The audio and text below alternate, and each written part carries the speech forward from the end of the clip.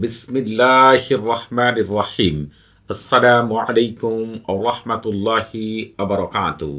আজকে আমি আপনাদের মাঝে হাজির হয়েছি জাদু কুফরি অথবা জিন চালান দিয়ে যদি কোনো ব্যক্তির বিয়ে বন্ধ করা থাকে, তাহলে সেই ব্যক্তির 7 দিনের মধ্যে আল্লাহ তাআলার অশেষ রহমতে উত্তম পাত্র অথবা পাত্রীর সাথে বিয়ে হওয়ার 100% পরীক্ষিত সেরা শক্তিশালী বিশেষ একটি আমল নিয়ে আপনারা একটু লক্ষ্য করে দেখতে পাবেন। এমন অনেক আল্লাহর দুশ্মন রয়েছে অথবা আপনাদের অনেক শত্রু রয়েছে যারা বিভিন্ন প্রকার জাদুকুফরি করে অথবা খারাপ জিন চালান দিয়ে অনেক বোনদের অনেক ভাইদের বিয়ে এমনভাবে বন্ধ করে রেখেছে, শত শত বিয়ের কাজ আসছে অথবা একেবারে বিয়ের কাজ আসতেছে না। দেখা যায় যে ব্যক্তি দেখতে আসেন, যার সাথে বিয়ের কথা হয়, একবার যারা আসে দ্বিতীয়বার তারা আর কখনো বিয়ের কথা বলে না।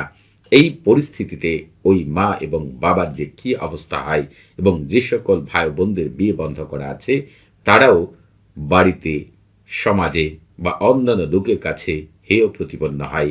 কারণ বিয়ে না হওয়ার ব্যাপারটাকে মানুষ স্বাভাবিক চোখে দেখে না। আর আল্লাহর দুশ্মনরা এই বিষয়টি জানে না যে কেবলমাত্র কোনো অবৈধ বিয়ের ক্ষেত্রে অথবা দেখা গেছে যে স্বামী যদি দ্বিতীয় বিয়ে করতে চায় অনুমতি ছাড়া, অথবা কোনো ব্যক্তি যদি সরলতার সুযোগ নিয়ে কারো সর্বনাশ করে, তার বিয়ে বন্ধ ছাড়া আর কারো বিয়ে বন্ধ করা জায়েজ নেই। বিয়ে একেবারে বন্ধ না করাটাই ভালো, তাকে পাওয়ার জন্য আমল করাটাই উত্তম।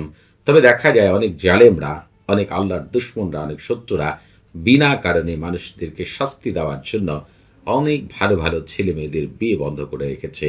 আজকে আমি আপনাদেরকে এমন একটি আমলের কথা বলে দিব, এই আমলটি আমি যেভাবে বলবো সেইভাবে করতে পারলে আল্লাহ তাআলার অশেষ রহমতে 7 দিনের মধ্যেই উত্তম পাত্র অথবা পাত্রীর সাথে আপনার বিয়ের ব্যবস্থা হয়ে যাবে। এই আমলটি করার আগেই পাক পবিত্র হয়ে অজু করে জায়নামাজে বসে অথবা মাটিতে বসে অথবা ফ্লোরের উপরে বসে পূর্ব দিকে মুখ করে মুখে তিতা জাতীয় জিনিস দিয়ে এরপর আমলটি করবেন। তবে এই আমলটি করার সবচেয়ে উত্তম সময় হচ্ছে বৃহস্পতিবার সূর্য ওঠার 1 ঘন্টা পর থেকে একেবারে 11টা পর্যন্ত। এর মধ্যে আমল করাটা উত্তম। তবে যে সকল ভাই বোনেরা অন্যান্য সময় অন্য দিন আমলটি করতে চান, তারা এই ভিডিও ডেসক্রিপশন বক্সে একটি ভিডিও লিঙ্ক পাবেন। সেই ভিডিওটি শুরু থেকে শেষ পর্যন্ত দেখলে ইনশাআল্লাহ আল্লাহ তাআলার অশেষ রহমতে অন্যান্য দিন কোন সময় বিয়ের আমল করা উত্তম সে বিষয় সম্পর্কে জানতে পারবেন।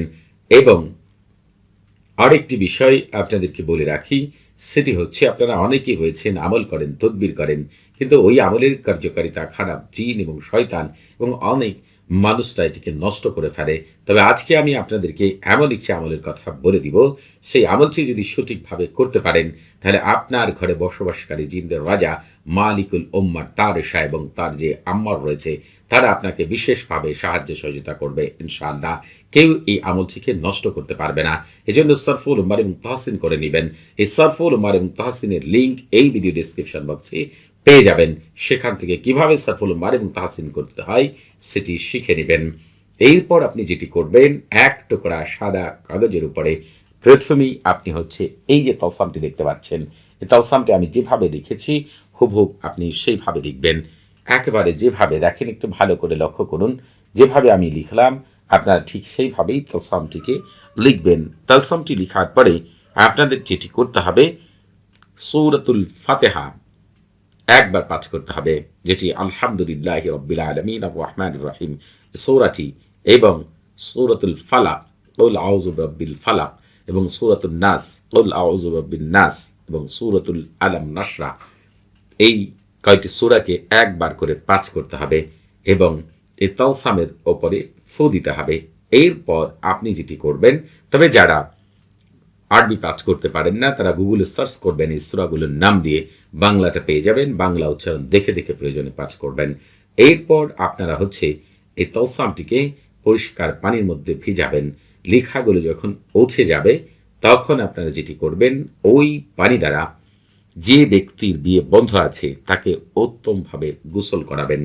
আল্লাহ তাআলার অশেষ রহমতে ইনশাআল্লাহ 100% কামিয়াবি লাভ করবেন। তবে এই আমল করার আগে অবশ্যই আপনারা আমার কাছ থেকে এজাজত নিয়ে আমল করবেন।